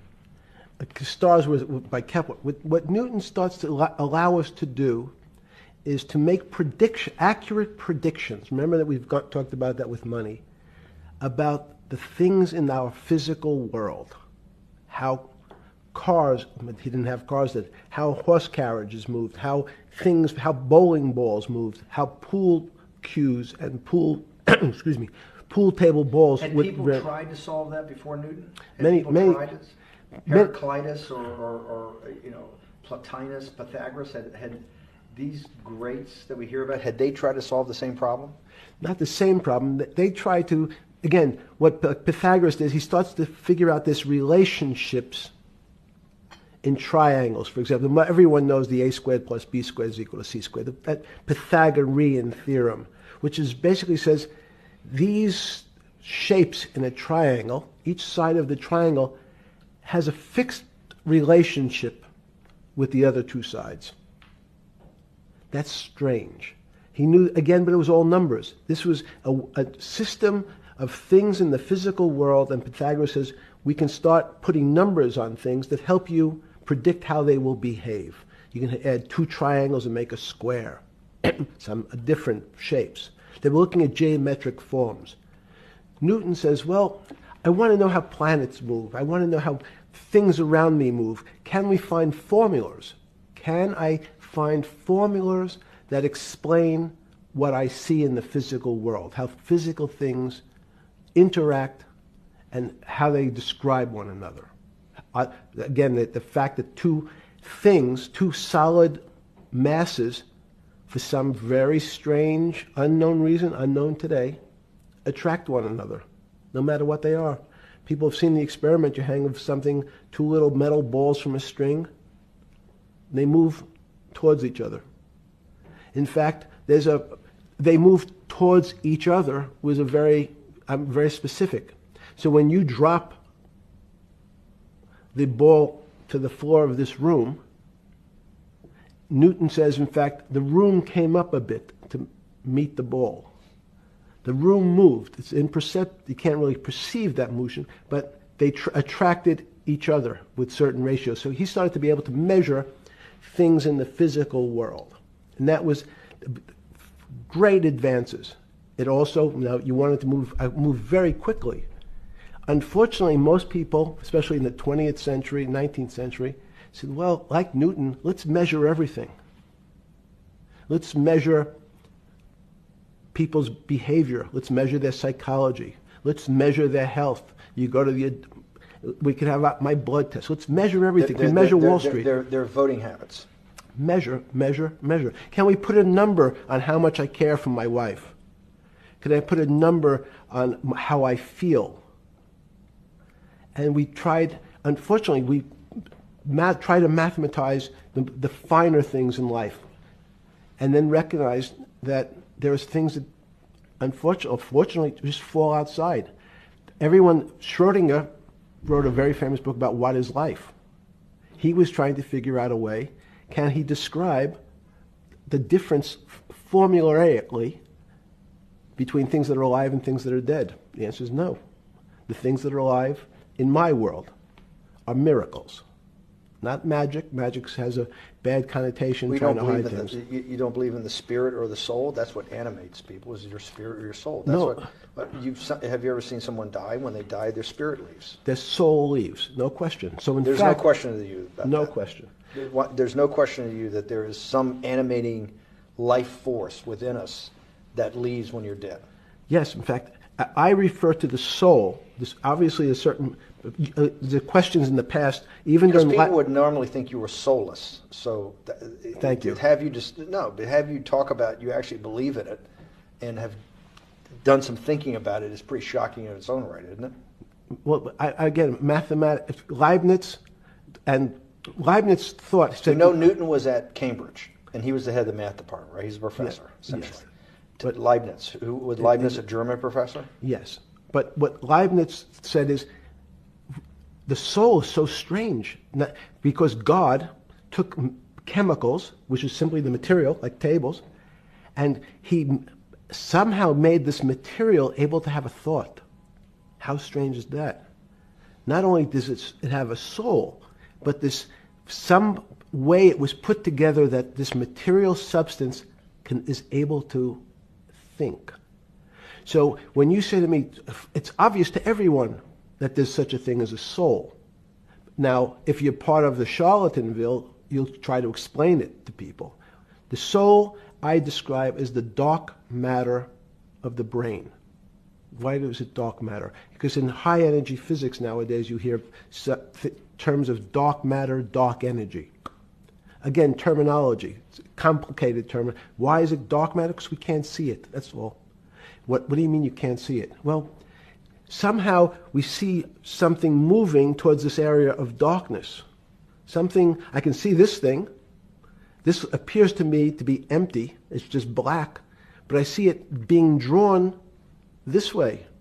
So I say, well, I know if this were matter, that would follow that equation. If this was solid, it would explain the way this particle moves. But I can't see anything here. So I'll just call it dark matter. And I'll say, I don't know what it is, but it behaves as if there was something there. The soul is obvious to everyone that there's something different between things that are alive and things that are not alive. But we have no idea what it is. It's currently unexplainable. I believe we need an entirely different system of analysis to try to figure out. But Sorry. No, with Newton, with all his alchemical studies and things he worked on the spiritual side, Leibniz had just talked about the soul, Schroeder talked about what is life. If a modern scientist or someone that you funded at MIT or at Harvard or one of these things talked in those types of terms, they would be considered to be a wingnut today, wouldn't they? They would not be on the path for tenure, right? Unless they were in the philosophy department. This is exactly my point. We're talking about three of the greatest mathematicians in mankind's history that have really changed mankind. Talking like this, what happened? How do we get to a situation where they could not be in the high physics, they could not be in the mathematics department or working in high energy physics? Good, it's an easy answer. Newton was a combination of mathematician, or geometer then, and philosopher. And as time went on, those disciplines seemed to move apart. We had philosophy. Some of the philosophers can't do math, and some of the mathematicians. And again, mathematicians often break into two categories. People that solve problems. Those are more like geometers in the old days, just problem solvers. And then there's thinkers, theoreticians. They're more like the old movement towards philosophy. But neither one of those two groups have been able to figure out why something is alive as opposed to something that's not alive. No one's been able to describe what the soul is, but we all know it exists. And I think what we need is science is a bad word. I think science only describes the things we already know about the physical world. In fact, there's an argument that the physical world that we see has been created out of our systems of mathematics. Mathematics, everyone knows mathematics describes the physical world much greater than it should, unless my view, the physical world really comes out of conscious beings that have mathematics. So they create it. This table appears to you and I to be solid.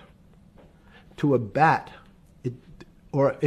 because we have light that's bouncing off the table into our eyes, it appears solid. If instead of eyes that responded to wavelengths of visual light, our eyes responded to radio waves, the radio frequencies, it's not different, it's the same type of frequency as light, but different speeds, the table's invisible. We know that our phone works in this room. So the waves are coming through the windows, the waves are coming through the walls. So the walls are invisible to that type of radiation, that type of energy. The walls I can see them because my eyes, a physical system, determines that the walls are there. You, with Murray Gelman, you founded, or were the original donor, and had the idea of Santa Fe Institute. In 10 or 15 years later, that effort to study the complexity of systems mathematically. Yes. Was it's a total failure. Yes. A total failure. Total failure.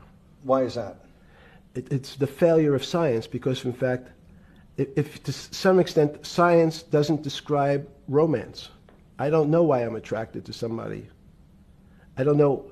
People are attracted to each other, and everyone has the same feeling. They've seen someone walk in the room, and they say, "Oh, that person gives me a creepy feeling." Science has tried to describe. Science doesn't describe what creepy feelings means. They just know it's a creepy feeling. I think women as I said the last time, have an intuitive sense. What is intuitive? They have intuition, they have feelings, and they're able to deal in the realm of things that men, especially men like myself, find unexplainable.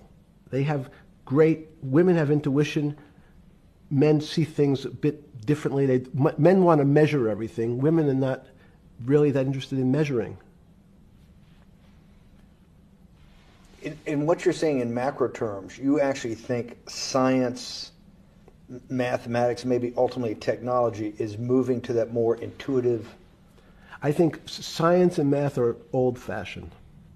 And unfortunately, people are still taught that they have to learn algebra in school and certain things in school, as opposed to learning to have an emotional... Is this what Larry Summers was trying to get at? Maybe he didn't say it perfectly enough, but what he was trying to get to in that system, the systems we study today, the way mathematics is either taught or understood, that women just haven't gotten up to the highest realms of engineering or physics or mathematics because of that, and you're actually implying that there's a either new branch of science, or we've hit an inflection point like in Newton that's going to go in a...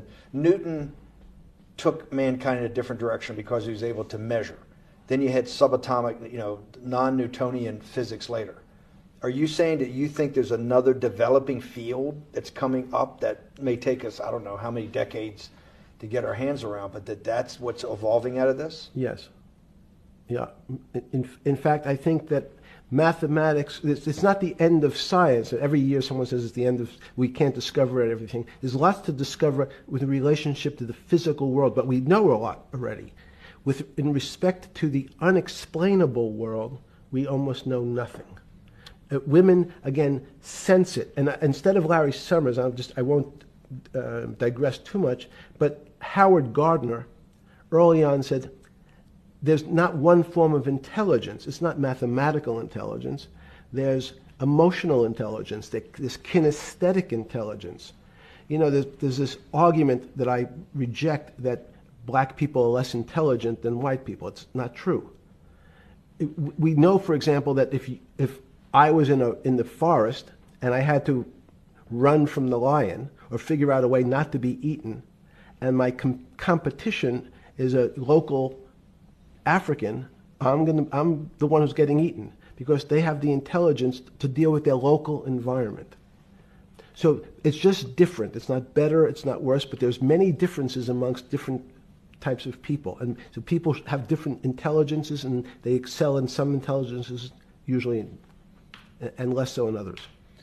When did it come to, because the world of high finance is a world of pure reason, or is it a lot of emotion and gut checks and on trading desk and central banks when these decisions get made? Is it that high church, like the high church of science of high energy physics, or is it as much emotion that comes in as much as the mathematics and the reason? That's a great question.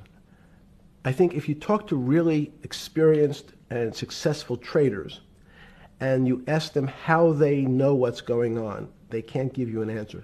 They don't know. They feel it. They can feel the way the market's moving. They can feel the way the stock's moving. And that these are not very well-defined terms. It's difficult to put in mathematics terms, how did I feel it? You could look back and make guesses what I was seeing. But great traders feel it and then act on their feelings. That's the difference. Many people feel it but are afraid because they want a mathematical justification before they take that next step. When you first got on the trading desk at Bear Stearns in the late 70s or mid-70s, were you shocked by how little actual understanding of mathematics that the traders comprehended? Yeah, well, again, we had a Texas Instrument calculator. Most stockbrokers, especially before 1975, if they were good stockbrokers, could add. That's about it. They could multiply. If you could multiply, you were already in the top 15% of stockbrokers. Stockbrokers simply meant there's a story. When I went to the first person, I had no money. And I said, how much money do you make a year? And he said, $400,000. I said, impossible. I'm making $10,000. That's probably more than your family had made in its entire existence. Yes. And he makes it in a year. I said, what do you do? And he said, it's too complicated for you to understand, which is what the main thrust of Wall Street people, they want to tell you it's too complicated. Because if you understood that that person was simply, he had a brother-in-law, in fact, in this case, who ran the pension fund at General Motors. His brother-in-law would call him and say, buy 1,000 IBM. He'd hang up the phone, he'd write it out on a ticket and walk it to a window. That was his entire skill set. Hello, write what my brother-in-law says, walk it to a ticket window. Give me an example when you were on the trading desk in the early days of Bear Stearns of a time that you felt either complete uncertainty or you saw total panic, where something was happening that people couldn't foretell and that they were like in an airplane cockpit where it's going wrong. Walk us through that. In 1978, I think it was, across the news wires, there had been a collapse of the currency in Thailand. On the other side of the world, had no relationship to me. I wasn't sure where Thailand was. But the fact that a currency, a country's money, had all of a sudden dropped tremendously in value, affected the rest of the world's markets. And people panicked because they'd never seen that before. A very small part of a very complex system had a shock throughout the whole system. So prices on Park Avenue apartments, the bond markets, the stock markets, every started to gyrate. You know, there's an old mathematics expression that if a butterfly wings in Mexico make the wrong turn, it spins out, and eventually, by the time it gets to Canada, it turns into a tornado. So these are part of complex systems. So yeah, Wall Street in certain parts. Santa Fe Institute was supposed to actually come up with a formula for that, for the butterfly wings. Why in 15 years did you reach the end of at least that experiment? Every attempt to, that's why it's so exciting now, because I think certain people are starting to realize that there's so many things that are unexplainable that we have to think about them differently. Music is a great example. It's a common man's example. You know when you hear a certain song, it makes you feel a certain way. How does it do that? We don't know. We can't mathematize it. And even that music, Steve, nowadays we compress music. When you have a violin, it's compressed onto your iPhone. So what does compression mean? I'm taking lots of information and I'm cutting it into lots of pieces and squishing it together. And when I squish it or compress it, I have to take out lots of pieces, but I say that they're not very important pieces. It's those pieces that we take out when we compress data, to me, are the most interesting parts of life. You just said a while ago, part of this new search for science may go back to when people were actually talking about a soul, and you said there's no doubt in your mind that there is a soul. Describe for me what you mean by that. What do you mean by soul? What do you mean soul different than the physical analog body that we're seeing on film right now? It's difficult to describe in words. I mean, I'm not a poet. Poems get a little closer to what that really means. But even the concept of what is life becomes complicated when you deal with plants and seeds. Is a seed alive? I don't know. Certain people would say, no, it's dead. When you're a banana, one of my favorite examples is the banana that's sitting on the countertop in your kitchen today. Is it alive or dead? What do you think about human life? Tell me about human life. But your banana is alive. That banana is breathing. It's on your... You say, that's impossible, Jeffrey. No, it's not. Is the banana conscious? All these are words. So everyone's trying to fit a very complicated concepts into a very small box called conscious or alive. These don't fit in that way. So if you put your banana in a bag and put another fruit in with it, the fruit ripens faster because the banana breathes with it. We don't understand most of those things. So you asked the big question. Sorry. You talk about the life. What about human life? What about it? Tell me what do you think? What do you think human life is? It's a miracle. It's a miracle. And when I say miracle, I can't explain it, and I make no attempt to explain it at the moment. We don't know how to think about it. And anyone, it's again another one of the Feynman quotes when he was talking about quantum physics. He said, anyone, Jeffrey, who says they understand quantum physics and quantum mechanics and quantum behavior, you know they're lying. Let's talk about it. That's post-Newtonian. Talk about what's the difference, who founded quantum mechanics, why is quantum mechanics taking Newtonian physics and taking it to the next level? It forms a much broader category. Let's go back to this desk. You use the thing of Newton using this desk. Why can't Newton's theory explain everything? Why did subatomic quantum mechanics or quantum physics have to come in to explain this? Well, so let's go right back to square one. Why is it called quantum physics? So quanta is a word that simply means packet, small amount. So it's quantized. So when we recognize that this table appears, another very complicated word, solid to us, it's really made up of molecules or atoms. And atoms, we've given lots of names to what some of the behaviors. If you were in school, when you and I were in school in the 50s, the model was a little center thing in the middle, and an electron went around and around it. It was seen as a ball that went around and around it. And as we started to look at, say, well, let's see what this ball looks like. I want to be able to examine that little thing called an electron. We found that there was nothing there. There wasn't the thing. It was simply a cloud of energy that we can call an electron. So we already started to see mysterious things as we go into very super small quantities, quantum physics. So quantum physics started to go into the very small, and at very small distances, we see things that we can't explain. We just cannot explain. How am I doing on time? 4 minutes. Fine. And to summarize, no, sorry. Let's go back to human life. When do you think human life starts? It's not these. So you see, this is the question. You're asking me to measure something again. It's the disease. It can't be measured. You just hate making commitments. That's why I'm not married. I'm peeling this onion back a layer at a time. All your bullshit and happy target can't be measured like that. Is that to say measure it's a commitment. You don't even like a commitment when you answer a question. I don't know. As they say in golf, commit to the shot. I don't know what it means to be measured. You do know what it means to be measured. You're one of the leading currency traders, hedge fund guys, or stock market financial wizards. You're in the high priesthood of high finance. You certainly know how to measure. That's why you're a billionaire. Any other answer besides that is total and complete bullshit, and you know it. I know very few things. You know things can be measured. You measure every day. You weigh and measure every day. You weigh and measure people. You weigh and measure leaders. You weigh and measure economies. You weigh and measure politics. It's a very good. You weigh and measure. You weigh.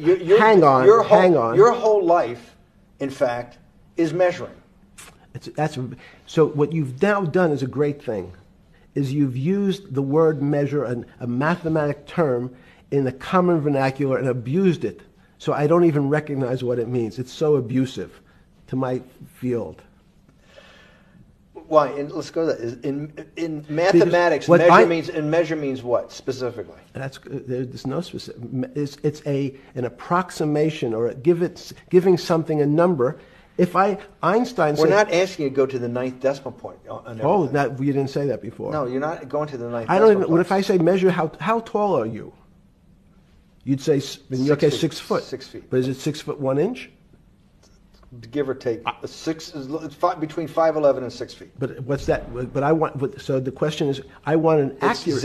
I got Zeno's paradox. I don't even know what it means to measure you. Am I measuring the top of your hair, the top of your skull, and the finer, the more you're being rabbinical.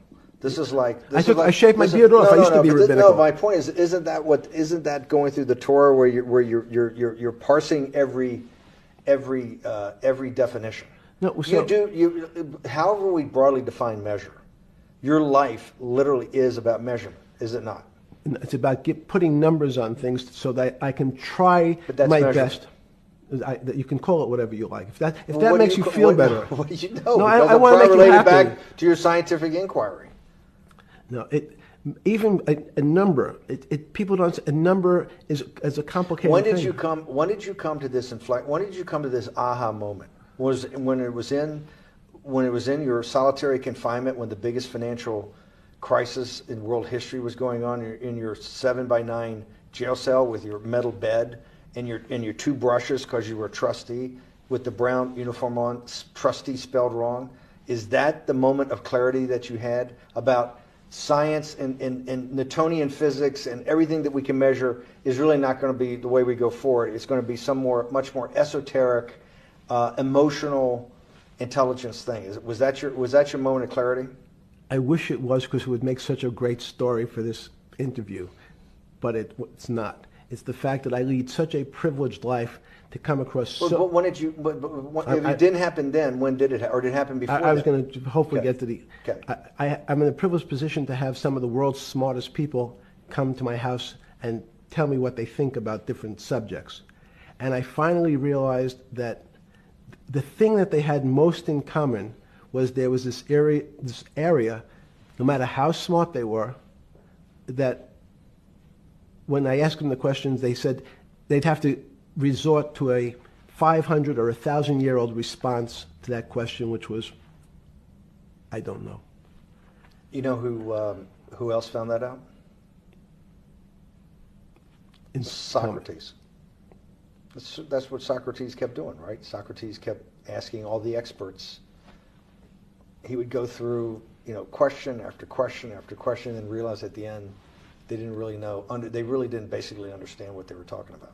And one of the things that people won't enjoy, it turns out that potentially one of the bad things to teach children is how to write. Writing, reading, and arithmetic was supposed to be, everyone's supposed to be taught. But writing forces you into a very narrow channel of thinking. You have to write in a certain form, in a certain way, in a certain linear pattern. So your thinking becomes somewhat narrow. The reason I brought up writing is one of the recent discoveries of mine with respect to Socrates, Plato, and Aristotle is they never wrote anything. They spoke, and people around who could write wrote. Socrates could think. So that was... Jesus of Nazareth was the same way, right? Never wrote anything. I thought he was a carpenter. He was a carpenter. Didn't he need like a little carpenter's tonight? I don't want to get that. But at least his written record. Right. One last thing. Sure. Thank you for having me to your house.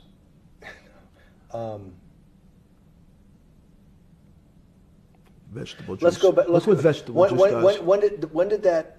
The beginning of that. Was there any one aha moment in all these great thinkers? Did it happen before 2008? Was it after? That came up over, I know, many years. But when did you actually realize, hey, something new's got to be developed? Yeah, that's great. Is that because again, I'm privileged enough to have people around me who've given lots of philanthropic gifts to institutions of higher learning, and when I said the impact, how do you judge the impact of your giving? And we sat down and said, no really new ideas have come out. And I realized that, of course, it hasn't come out because we've been looking at using science and mathematics, and it's the wrong tool. It's obvious. Institutions that are set up and try to put forward knowledge and understanding and truth, should they take your money? Derek Bach at Harvard said, taking money for good causes is a good thing. So if Hitler took all the gold out of the teeth of the Jews and said, I want to give this to Heidelberg University to fund the Leibniz chairs so that I can study high energy physics, Derek Bach would say that was fine? Again, these questions are questions where good people on both sides, like your Charlottesville, could differ. I don't know the answer to these questions. So tell us the two. Give us the two answers. The one answer why it shouldn't be, and then the one answer. Derek Bach says, I'll essentially take cash from anybody because I got so many projects, so many good guys, and this is the way I'll do it. So I'm indifferent to where the cash comes from. Money's money. And if I got good guys, I'm the fiduciary that says these are good people and this is good research, okay? I'll take the cash from from any source, including you. What's the other argument? Let me give you that. I know in my case, Is your money dirty money? If you live, I just asked a question. Is your money dirty money? No, it's not. So, in fact, why is it not dirty money? Because I earned it, But you earned it. I earned it legally. We went back to this before. You earned Yes. it. You earned it, advising the worst people in the world, right? That do enormous bad things, and just to make more money. So, instead of asking me the question, should you take the money? Because I think it's a legitimate question. You think it's a legitimate question? Yes, no Why? question. Because I think about, ethics is always a complicated subject, but I can tell you that with the money I gave to help try to eradicate polio in Pakistan and India, instead of asking me whether that money should be given to these children for vaccines, I think you might want to ask their mothers who received the vaccine, who know their child now won't get polio, and ask them if Epstein should have helped these people with their money. If we walked in, you're a mathematician. You're a mathematician. If we walked into that clinic where they're giving that money out to these people that are in the most dire straits of poverty and sickness, and told them that the money was coming from class 3 sexual predator? Tier 1. What's tier 1's the highest and worst? No, I'm the lowest. I'm the lowest. You're the lowest. Okay, tier 1, you're the lowest. But a criminal. Yes. That the money came from them. What percentage of people do you estimate? I understand you don't like probabilities. Do you estimate would say, I don't care, I want the money for my children? I would say everyone said, I want the money for my children. Did they know where the money came from? I think if you told them, if I told them the devil, 100%. the devil himself. The devil himself said, I'm going to exchange some dollars for your child's life. Do you think you're the devil himself? No, but I do have a good mirror. It's a serious question. Sorry. Do you think you're the devil himself? I don't know. Why would you say that? Because you have all the attributes. You're incredibly smart. You remember, the devil is somebody knows. Smart? The devil's brilliant. You read Milton's Paradise Lost. No, the devil scares me. Satan is at the number 1 or 2 archangel, and the reason he goes to hell and leads the rebellion is because he can't be the top guy. And his thing is, I'd rather reign in hell than serve in heaven. I saw that in a movie once called American Dharma. I don't remember who said it. Okay, we have to go. Okay, good. Okay, that was good.